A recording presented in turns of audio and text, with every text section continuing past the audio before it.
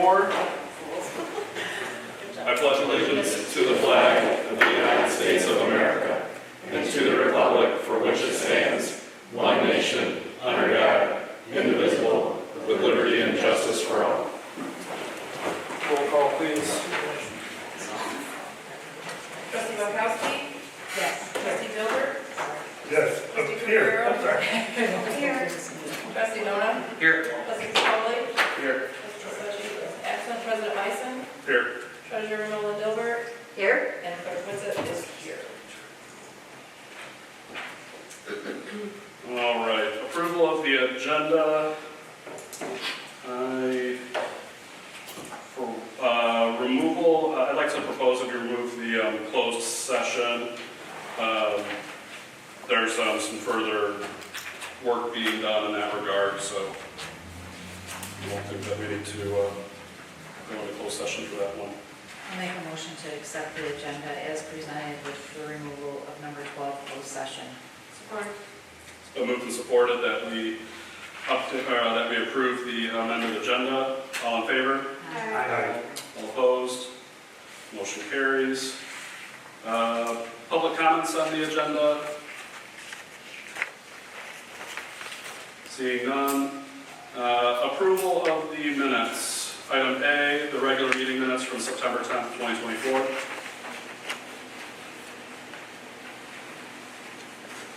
Make a motion to accept or approve the September 10th, 2024 meeting minutes. Support. It's been moved and doubly supported. All in favor? Aye. All opposed? Motion carries. Consent agenda. Make a motion to approve the consent agenda as presented. We got all parts. Yeah, and just to clarify too, that item number D, the sheriff department report was sent out separately, so that's why it's not on the packet. Support. It's been moved and supported that we approve the consent agenda. All in favor? Aye. All opposed? Motion carries. Payment of bills, treasurer. Okay, requesting approval of September 2024 payroll in the amount of $84,840.42, and bills to be paid for September 2024, $301,155.74, for a total of $385,996.16. I move that we pay the bills in the amount of $385,996.16. Support. It's been moved and supported. Roll call, please. Trustee Capoli? Yes. Trustee Nona? Yes. Trustee Guerrero? Yes. Trustee Dilbert? Yes. Trustee Bukowski? Yes. And President Bison? Yes. Treasurer's report. We have a total of cash assets for September 2024 of $8,659,330.70. I move to receive and file the treasurer's report as presented. Support. It's been moved and supported that we receive and file the treasurer's report. All in favor? Aye. All opposed? Motion carries. Clerk, what's Agenda items for the November meeting are due the end of October, beginning of November, please. Thank you very much. Planning Commission updates, Trustee Gilbert? Last week's planning commission meeting, we dealt with two items. One was we finalized the outdoor Then seating, Dining. and that's on the agenda for tonight for approval by council as an ordinance. And we also dealt with Morgan's. We gave preliminary site plan approval for Morgan's Auto to do what they intend to do. There's a few more steps that they have to follow. So, Next up is they have to take it to ZBA since it's a non-conforming Class A. Okay. Parks and Rec update, Trustee Guerrero? Yes, so we've begun the third annual Scarecrow contest in the community for all businesses. We also have planning out for Detroit Wild Lights for December 8th, and then trunk or treat will also be, what date that was, Brian? October 26th. So we have the trunk or treat going for that, so hopefully we'll have a good turnout. Last year was a lot of people, so hopefully we'll continue for this year. And then also we talked about Thanksgiving dinner coming up next month. Yeah, that's enough. Yes, time's flying. Yeah. So, a lot of good stuff.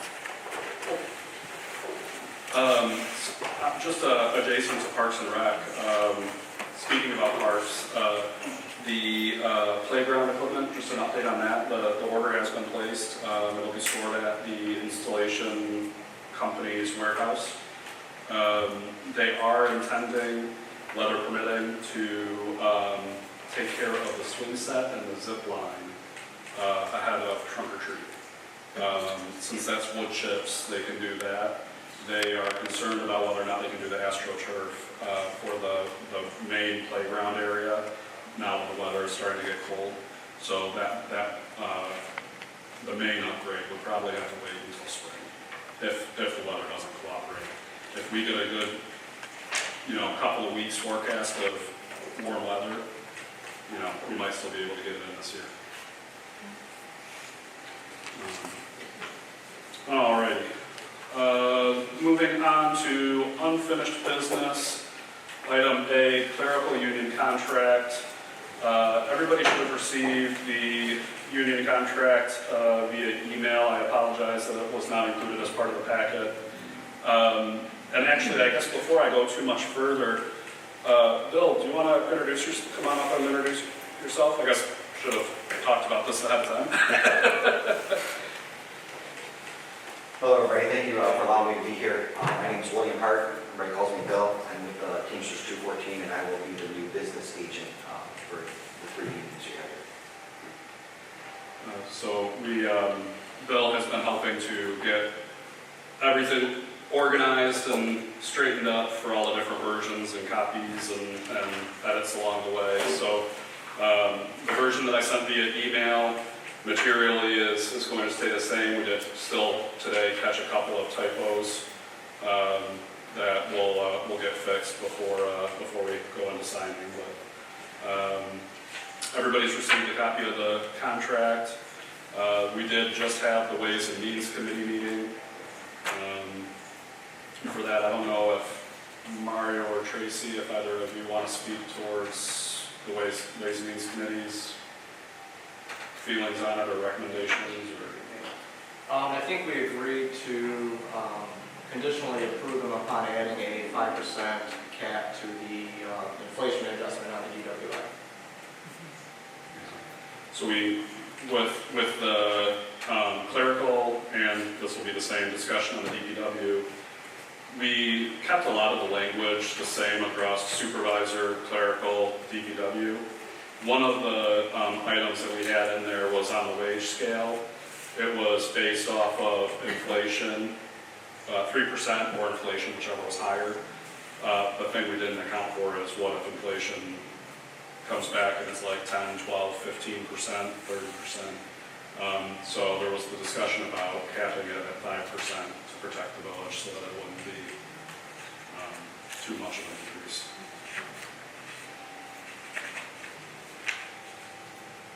Any questions on the clerical contract? There was a question or a topic of conversation last week about the number of vacation weeks. Are those staying as written? Correct. And are we comfortable in being able to fill those slots if you get multiple? Yeah, so the contract verbiage states that the vacation is approved based off of seniority. So one of the systems that we're going to have to put into place is that each year as how many vacation days rolls over, that you start fresh with your number of vacation days. The policy moving forward that we'll have to put in place is that you put in your request of what vacations you want to put in advance. Those ones, I think Billy talked about putting it to bid. Yeah, so I'll get clarification language in there, and Jason will have to or they don't get it. One person at a time, right? And it's got to be approved. Now, if there's nobody on, they want to ask, and then Marcus decides to give it to them, then he can if it doesn't affect manpower. But if he doesn't, he'll never have more than one off at a time. You only have 4 employees based on the amount of weeks. It calculates, there'll be a lot of times you won't have anybody off. So a little bit more of management, but, it's just a matter of making sure that we plan it out. And if there's too many people that are trying to put in at the same time, you say, I'm sorry, based off of seniority, we are only approving one person to be out. So we're going to use seniority and not first come, first served? I'll work on that with Marcus, how he wants it. And then we'll go back to Jason with it. It's a little bit of a mixture of both, really. Usually, exactly. Because if I come first and you got more time and I ask for it, and then I buy tickets somewhere, but if 2 people came to sign, it would be superseded by seniority. Right? And that's why I said it's a policy that's in place in other places, because I did it in my last deputy chief, so I did exactly that. If you ask for it ahead of time, it's guaranteed, because you want to go on a cruise, before you buy those tickets, you want to make sure you have that time. Sure. Right? But if you don't ask for it, and then later on you have more time, and then you want it, but somebody's already off, he has to have the ability to manage his shift. So that would be language that would have to be.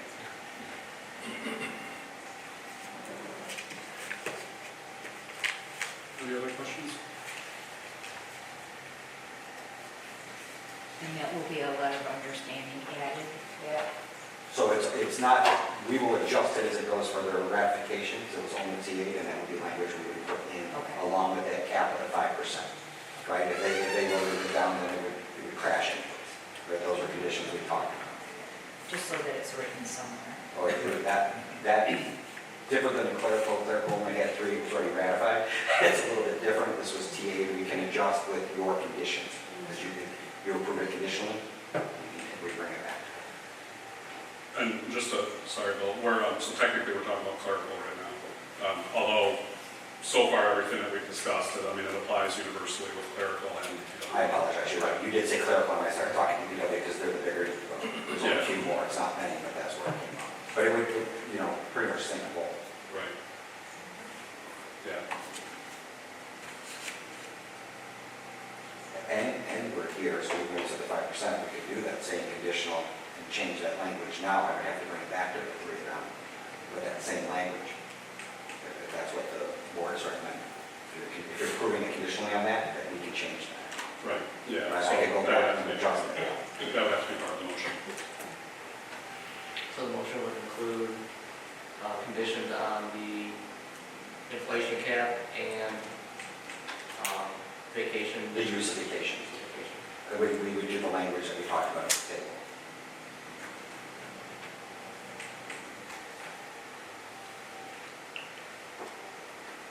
Any other questions? Motion's in order. I'll make a motion to approve the CBA with the Teamsters Local 214 clerical contract with the conditions of the cap on inflation adjustment at 5% and the use of vacation language discussed at today's meetings. Do we have a second? I will second it, but I have a question. What about, did they get the copy with the uniform allowance change? Who's the? The rest of council? No. So the uniform change, we're putting a cap of $200 for the uniform allowance. We changed it again, actually, you're providing, they're not getting it. Yeah, we're. Oh, They're yeah. providing a jacket, 2 shirts, they're getting nothing. Sorry, yeah, sorry. We've had so many changes that we've discussed, it's all around jamming together. So that just further protects the village. The second part of that, cap 5% on inflation. Cap of 5% of inflation and language used for use of vacation.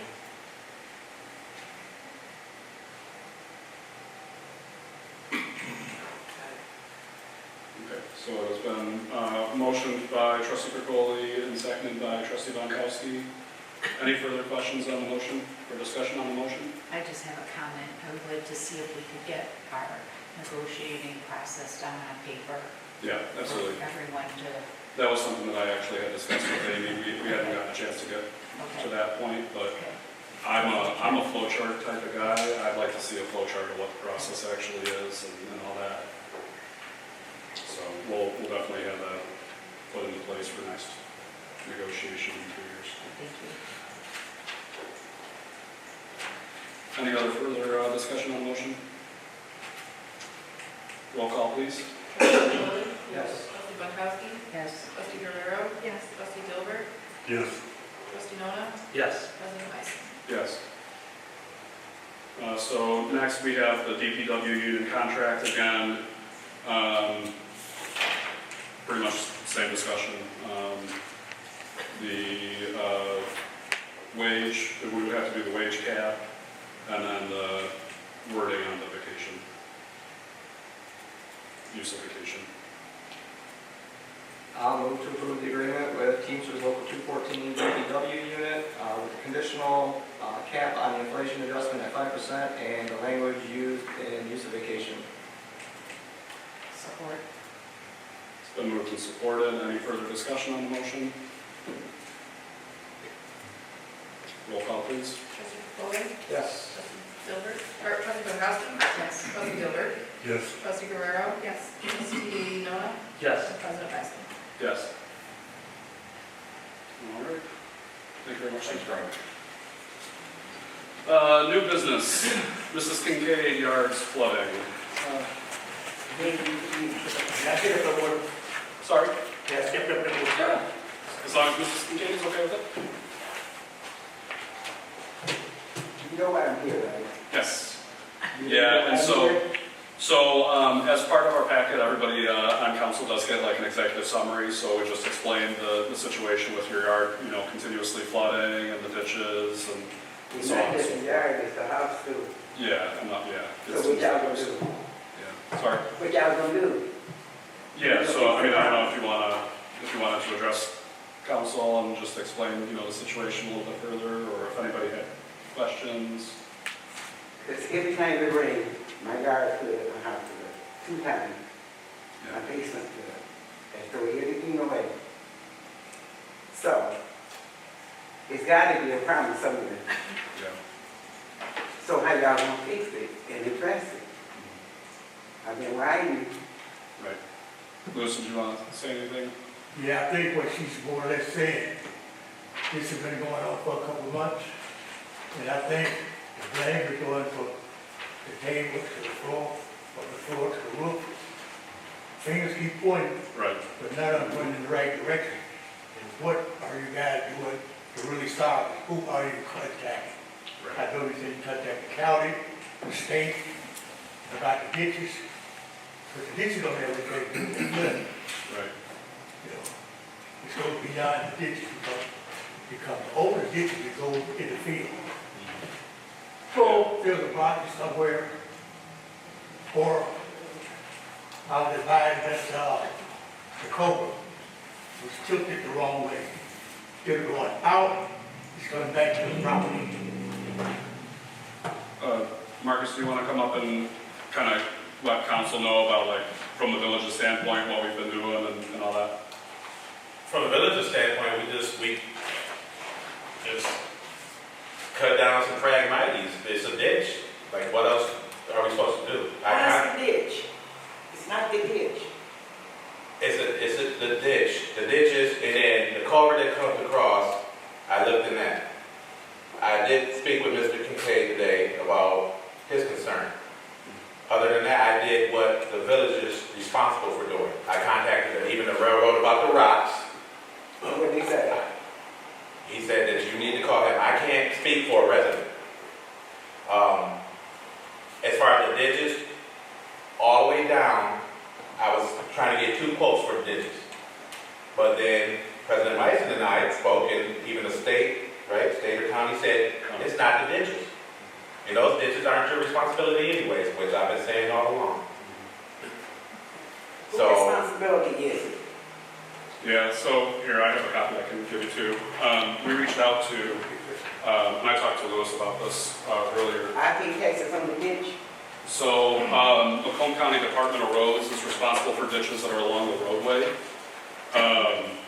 And then they're saying that for the stretch that's from south of Clark to where it meets up with the Shook Drain, which I have in there highlighted in a picture, they're actually saying that that is the state's responsibility to maintain. And they say, and we have it there in the email that they sent out, they have a pic, I think, was that in the email that I printed, but they also have the picture of, no, I didn't include it in this one that I printed out, and I apologize. I also have a separate email where they actually took, oh, you know what, maybe it's on the back of the page, I did double sided. Darn it, because one of them, oh, our team was out to inspect this earlier, we found no issues with their county drain. So they're saying that they don't have any issues with the county drain. They are saying that that highlighted section that I circled in red is responsibility of the state. So, I mean, as you can see the dates on the emails, this was very recent. So it took us a while to get to this point of like really making sure whose responsibility this is. The next step, and like I was saying to Lewis, is that we really need to get with the state and see what they need, what they, have them do the assessment of that area that's highlighted in red. Now, Lewis is saying that it's his belief that the culvert that goes under the street from Wendy's property to the south side of Clark has sand or impaction, or it's, not allowing it to drain the correct way. I mean, we do have, Marcus did go out and inspect it as well. Is water flowing through? Yeah, it's a 4-foot culvert. Okay. Yeah, so it was water flowing through,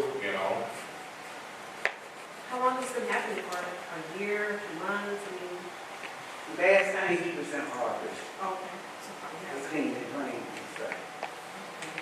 Cause he been out, he kept, yeah, we never had that one time. Yeah, No. so, Your house sits really low too. huh? Your house sits really low. No, they ain't got nothing to do with it. Well, the house that sits on the opposite side of the street is actually lower than hers. And that's where the water is going to the opposite side of the street, but she gets the backyard.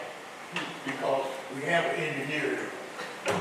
Is there anything stopping him from going over to take a look at it? He is the engineer. The village engineer. Maybe he could go over and solve the problem in 5 minutes. Because there's water on their end of the road, but on the end it's supposed to be water, it's nothing there, so people dry. Yeah, I mean, we can take a look and see what we gotta do, what's going on with that culvert and see if there's something that we need to do with it. So my other next step was also to be finding out who it is from the state that we can talk to about the rest of the section, because then that would be from the culvert that Lewis is talking about, and would be all the way down to where it merges in with the Shook drain. That's that highlighted section in red. And I mean, to your point, about the flooding, I mean, even when you go on Google Maps and you pull up the view of your property with globe view turned off, I mean, it's all flooded, even in the satellite view. So, I mean, there's no doubt that it happens, and I mean, if anybody's driven past, we had a lot of torrential downpours this year, and there was a lot of times where it flooded. So south of Clark, there are two culverts. There's one that goes under the street, and then there's the one that goes under the sidewalk as well. Is there an issue there? And whose responsibility would be the sidewalk? So for the one that goes under the sidewalk, I think that would be. Both of those culverts will be ours, Okay. both of those, and I checked those, that was when the rain events happened. And water flows Water through flow. both. But, like Mr. McKay said, he said, since then, when he met with the gentleman, he said something about the Tilton. I haven't been over there, I went when the water event was happening. So, but those are our culverts, the one that crosses Clark, and the one that crosses that sidewalk. We put those in long ago, 20 years ago. So what is the actual background pattern, that spur that travels south of Clark to meet up with the Shook drain? Is that where the backwards are turning? Well, so it's backing up into her yard. From what I can see, I mean, when we had the rain events, it wasn't backing up like into the church property or Patty's property across the street, was it? Do you remember? I don't think so. That's mine. Just yours. So I guess I'll repeat, what area is stopping the water from flowing and causing the backup? Yeah, that's what we're trying to determine. Okay, so we don't know that yet? Right.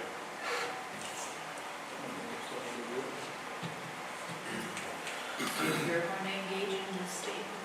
Yeah, so I mean, I can reach out to the state and see what it is that, have them do the inspection.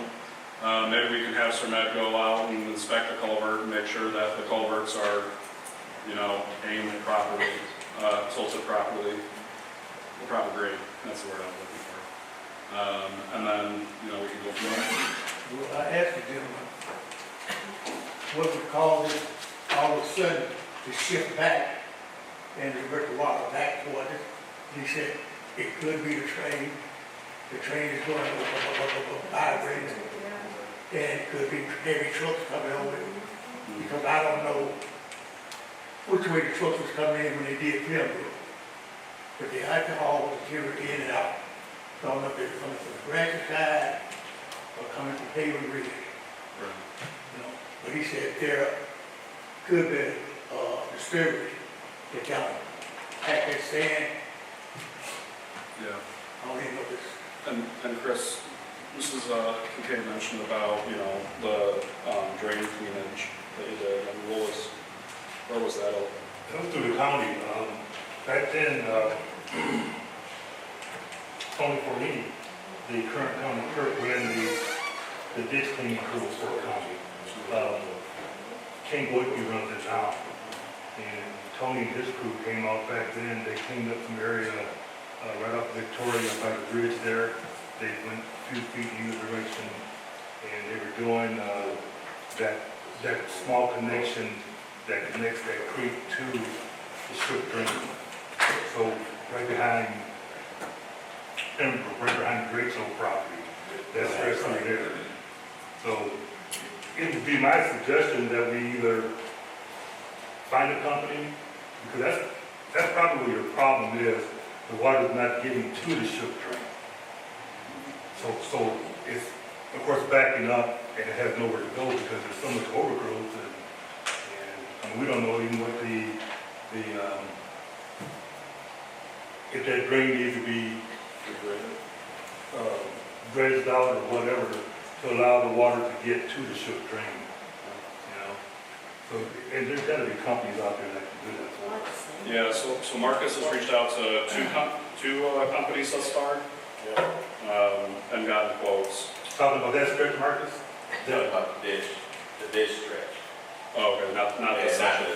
The section we cleaned that year was the drain itself, not that spur that's going north and south of Clark. We did the drain, the solid blue line. Where it crosses over Victoria? Yeah. Yeah, because that's where the Salt River comes through there. Yeah, I mean, the shook drain. the Shook Drain comes through there, and it connects to the Salt River, and that ditch from Clark to that point where it's right behind Pembroke. They also cleaned up some of that. That's where Tony Forlini and his crew came in, and they started taking out some down trees and cutting back some of the brush so that you could see where the creek was. I mean, this picture right here, that thing is so overgrown right now. Yeah, you can see it. You can't even see it. I had a guy to walk, it was so overgrown, he could walk. Yeah. Put in this picture, it is totally overgrown. That's probably your main culprit right there, that stretch. Because that water, when it comes down Clark Street, when it comes up under the railroad tracks, and because Clark goes up on a hill, then it comes down Clark Street, and it gets to that culvert, and it crosses over, now where does it go? It's a freeway meetup. Exactly. And I think that area right there is probably your biggest culprit right there. It's come from Hazel Ridge, it's come from Amherst, it's come from the field behind our house. all of them right there, and this one, over there. Yep. Well, Amherst, that one is, I think that goes in the storm sewer. They have a retention pond back there. Yeah, they've got the big ditch and then that goes in the, and so now when they did the section here that you're talking about, with Tony Florlini, was that county DPW or was that Department of Roads? He has a crew. The train commission office has a crew, and that's all they do. Drain Commission. It's county trains. They, all over the county. That's all they work on. And the Is village. it a county rate or is that state? We weren't charged for it. Is that a county rate or is that the state? Well, I called the county and I got a response, so I guess I didn't have to get into who owned it. Right. They, Fifth grade is county. Yeah, the Shook Train is It's county. not the rate itself. Surf Drain is county, Salt River is the village. Yeah. And so- Branch contributing. So on So still the, county. They implied that there was no issue with the county drain. right, so in the picture where you have the, it's the map and it has the blue lines and whatnot. This one here. Oh, yeah, you got it there too. The solid blue line is county. The dotted dashed line, they call a natural water course. And that's where this whole finger pointing then gets. That's where the state. Right, so that's where they're saying this is state and that it's not. So that's probably why you were able to get Tony Ferlini's crew to do this section. This section, They're also they're testing that, okay, you know, and then they have tested not knowing that it wasn't their responsibility. right. Or maybe back then they took responsibility for it. That's a state grade. State rate? That finger is state jurisdiction. Okay. Do you by chance have a contact with the state that we'd be able to? Is that Eagle? Yeah, she said. State or Eagle. That's the last email communication. Jurisdiction of Eagle at state level. All right, so then how about we do this? How about we get with the state, see what they have to say about that stretch? See if we can get them to commit to doing some sort of maintenance. No, we're talking about a year. No, not The state ain't gonna move in. Oh, for them, yeah. They gonna Well, talk to the county gonna take talk to you. You guys just gonna have to do something yourself. right, so that, We're gonna meet tomorrow, look at that culvert, so bad or not. Could you let me know what time? I'll look for you guys there. I'll call you. Okay, thank you. Okay, we done. Thank you. all right. All right. Sorry it's been taking so long, but, you know, things with local government have to go. Marcus, let me know when you guys are gonna meet. Yeah, will do. All right. Next up, we have under new business, severe weather siren upgrade and annual preventative maintenance. Chief Steer?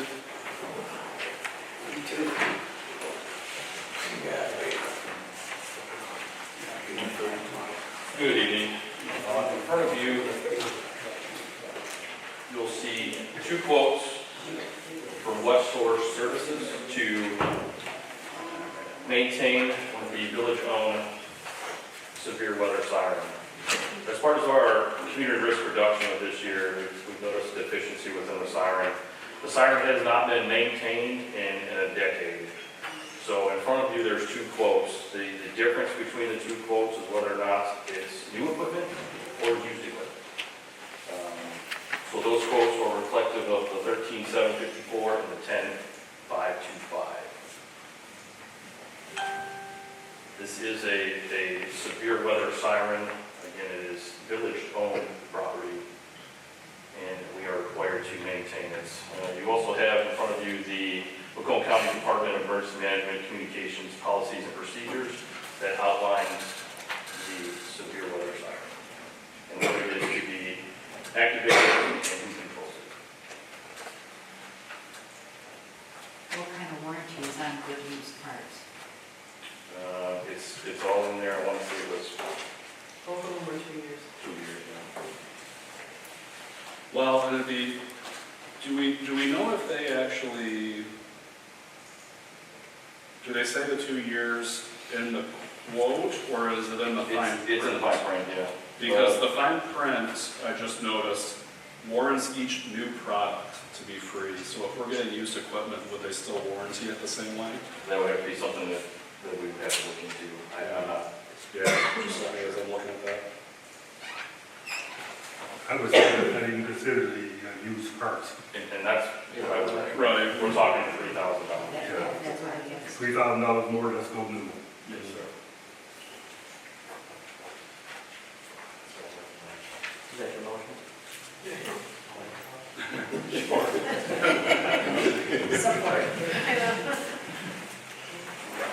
Is that an actual sport? Yes. Okay. Discussion on the motion. Yes, sir. I also think there's a maintenance. Yeah, we'll get into that. I guess my question is, in 10 years, how come we haven't? So, sir, I have no idea. Again, this was something that our community risk reduction team has identified, and I can't tell you why in the last 10 years it has not been. And this siren located High school. Right here. here. So there was one, if you remember, that was on Division Street, the old fire hall, that had the ability for us to activate that ourselves. We have taken the initiative, actually, just up today, is to put in for the hazard mitigation program. We've added that into our, Great. for a FEMA grant in order for us to install. I know Trustee Bankowski and I have discussed this previously. That would cater to the west end. Just so everybody knows, the siren still does have an audible sound and it rotates. So it did just go off this past Saturday, but it hasn't been maintained in 10 years. Yeah, and to give a little bit of backstory too, what kind of made us stumble upon this? When there was that severe weather event about 2 months ago. Right. The county did actually trigger the sirens to go off. There was a lot of discussion on Facebook. Is that the siren? Is that? It's so quiet. Yeah, it sounds so quiet, yeah. And so Chief Steer then reached out to the county and was trying to better understand what was going on. One of the things that also should have happened, but unfortunately didn't, is that normally when these sirens are triggered, it's also supposed to send a text message out to everybody in a cellular tower location. Similar to like an Amber Alert. You don't have to sign up for anything, it just automatically comes to you. That unfortunately did not happen. But if moving forward, the Comtech has said, look, we were going to, because we were behind the eight ball as well too, because we didn't even know what was going on. So again, the tornado siren was never meant for you to hear inside of your house or anything. It was meant for the farmers back then. They were out in the fields that severe weather was coming, they needed to come in. So along with that, the activation siren, you will from here on out get some sort of notification similar to an Amber Alert. Yeah. So when Chief Steer was investigating, whether or not we heard the siren and did it trigger, that's when it was brought up that Comtech said that they actually don't have two-way communication with the siren. They can send the signal, but they don't know if it's actually getting activated or not. And that's what this equipment will recognize. Right, and there's also a redundancy program, if you look under it, it says radio check, labor per site, so there's 11 different sites in the county that has the ability to activate our siren and activate sirens in the county, period. So if Comtech went down, there would be another community that would be able to activate ours. So it's a redundancy system, times 11 in order for us to make sure that we're getting the information out to the public as quickly as we can. Any other discussion on the motion? I guess I'm going to piggyback on Chris's question. Moving forward now, will this be on your fire department radar? Oh, absolutely, Okay. absolutely. Yeah, so it's, Yeah. I'll show you some things. Okay. Yes, yes, ma'am. Thank you.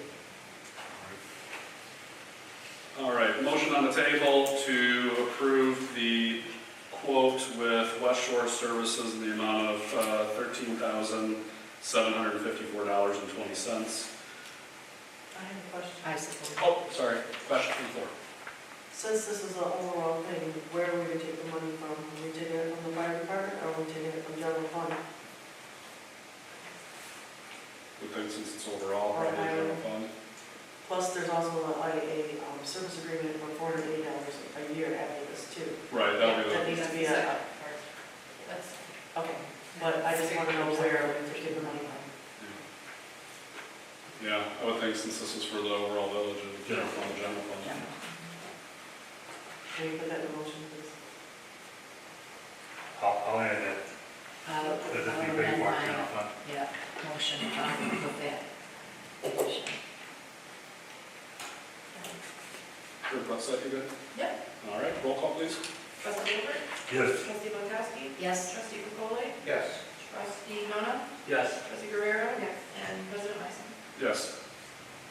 All right, Chief Steer on the second part. Okay, so West Shore Services, I'm looking for an approval to enter into agreement with them. It's a 4-year agreement running from 2025 to 2028 to maintain the current siren for $485 a year. So moved. Support. It's been moved and supported that we enter into an agreement with West Shore Services Warning Systems Division for annual maintenance of the amount of $485 per year. Any discussion on the motion? Probably also out of general fund. Yes, sir.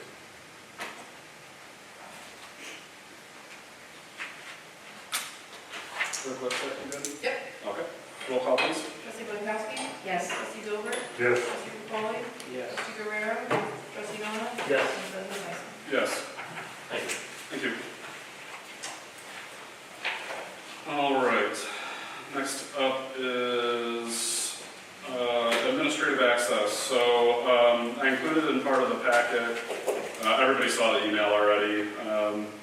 As part of the packet, I also included some brochures from a company that I've been talking to, VC3. They are a recognized partner with BSNA. On BSNA's website, they only have 9 partners that they list. Not all of them are IT partners. Some of them are payment processors. Some of them are, different services that BSNA utilizes them for. This one is the IT security partner that they partner with.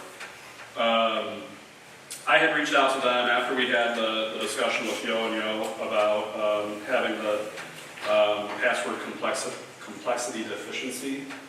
And I wanted to better understand, what are some things that we need to know about when it comes to BSNA security and just overall, we all have been getting the emails that look like they're coming from me, and they're not. You did ask for $10,000? Yeah, right. I didn't ask for $10,000 in gift cards. So, it's just, I wanted to go down the path of just getting an assessment of what is our security posture. VC3 is offering to do a security assessment of our network for free. Obviously, I'm not totally naive. I know that it's going to be as part of a sales pitch. They're going to come back and they're going to show us what deficiencies we have, if any.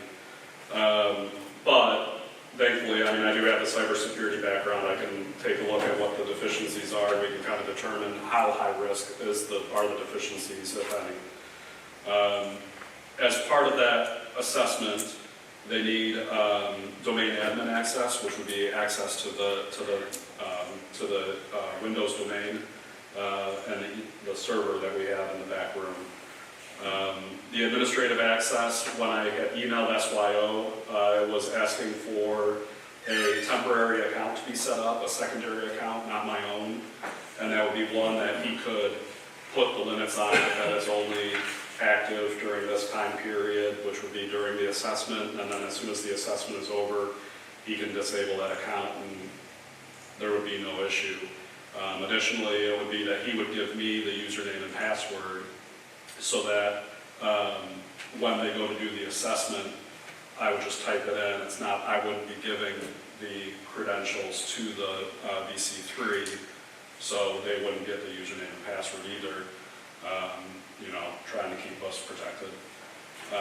So basically what I'm asking for is, as Sandy brought forth that she felt that the administrative access needs to be approved by council. So I'm asking for approval to request domain admin access from SYO for a temporary access account so so that this VC3 company can do a network assessment and tell us how our security posture is. Any questions? So as the acting president, you cannot ask, you should have that capability, I would assume. No. So who has access, who has We all come and go. I understand that, but who has access to that? Apparently nobody. Just our IT vendor.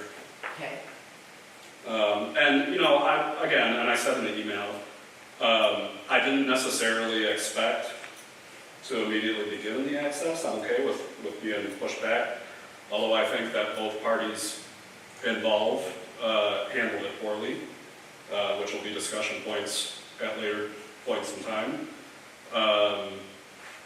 But, yeah, I mean, if we needed council to approve it, then because our office manager says so, then let's get council approval. okay. How long would it be for? How long would it, It would be an assessment that they would run, it would take about an hour. oh, okay. Yeah, that's all we're talking about. Sure, window. Yep, they would run a script, they go through, there's you know, standardized IT security software where it's actually set up to do these assessments, and then it spits out this report. And it basically says, like, we checked password complexity, we checked password length, we checked what's your expiration policy on the password, you know, do you have multi-factor authentication, do you have this, do you have that? And it just spits out the report and says, here's the results. So it just tells you where you're deficient, where you're okay. Exactly. Yeah, this is all standardized software. I mean, I actually have used similar software when I worked in internal audit as a cybersecurity auditor. So, I mean, admittedly, with my background, I'm pretty comfortable with this and familiar with this, because this is something that I've even done myself within the company I work for.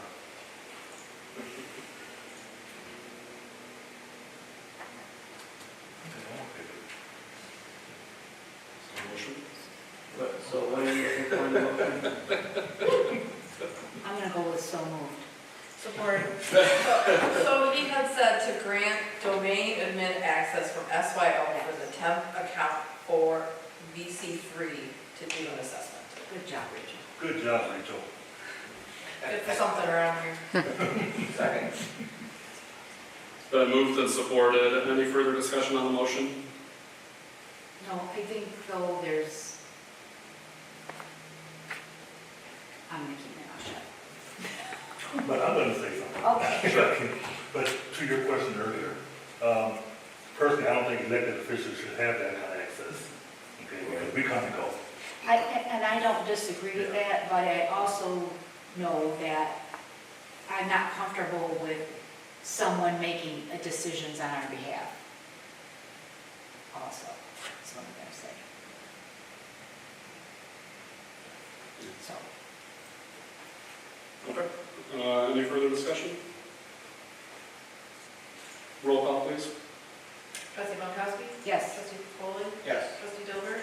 Yes. Trustee Guerrero? Yes. Trustee Nona? Yes. And President Lyson. I'll abstain.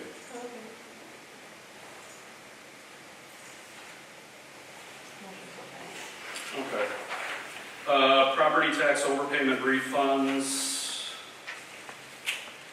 Ms. Gaisler, do you want to cover that?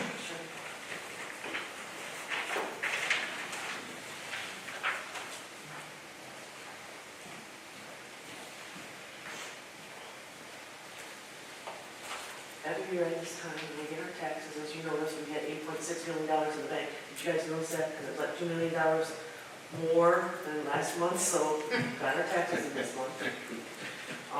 We have, every year, we always have overpayments. When we get a mortgage payments, and we also get resident payments, sometimes they timing, there's a timing issue. So with these parcels that I gave you in the email, we have $9,258 that we have duplicate payments, so that means that we have overpayments on these parcel numbers that I put in the packet.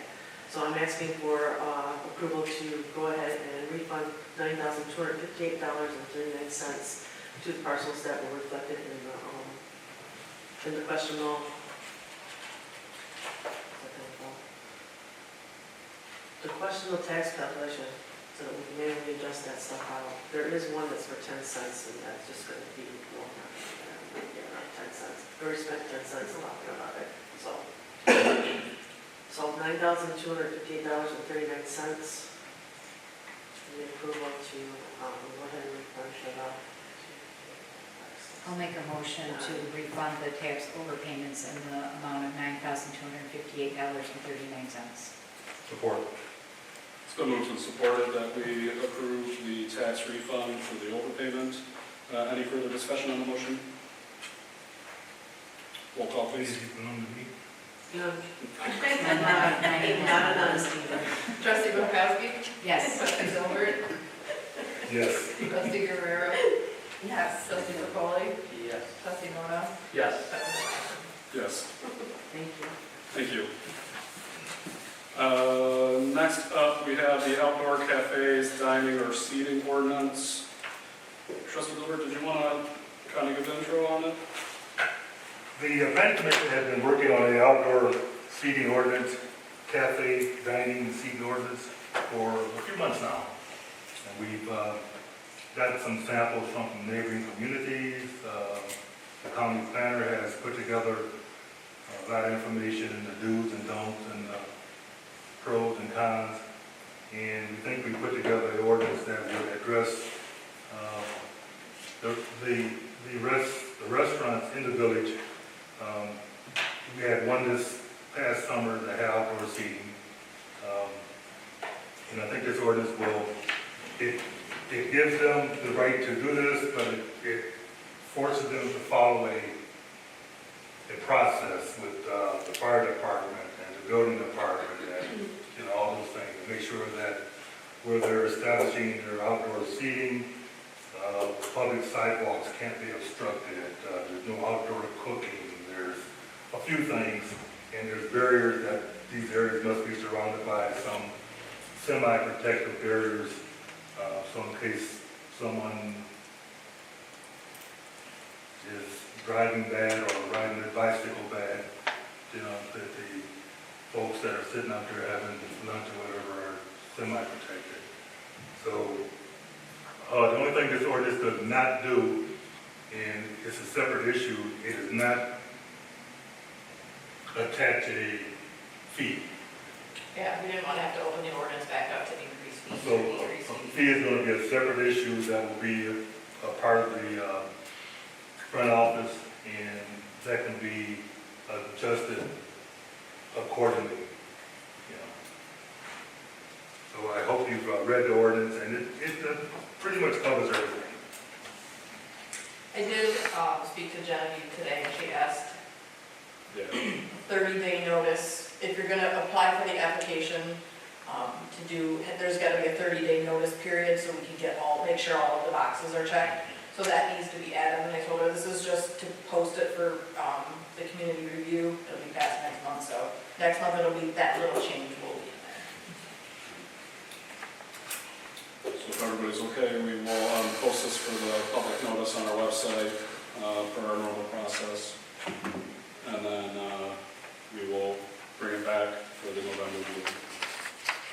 All right, does anything in this ordinance prevent what is happening now with the businesses that are open now, operating? Would it prevent them from the setup that they have right now? No. No? No. So the current outdoor seating that we have, like at 27 Gratiot, that really we tried to actually implement this process as best as we could, to have some sort of order and thought to it. Ms. Gazel? I have a question. When I was reading it, it's a chapter out of our E-code, but I didn't see an ordinance attached to that, so how do we take care of that? It will become an ordinance. It was a chapter in the E-code, so it's somewhere. So do we have to, Not a separate so does Al have to do an ordinance to get that applied? We have an ordinance.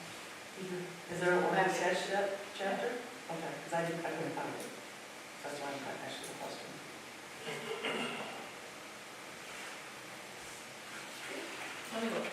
I don't remember, were we doing motions to put it up onto the site? I don't think we were. Everybody's in agreement about posting this.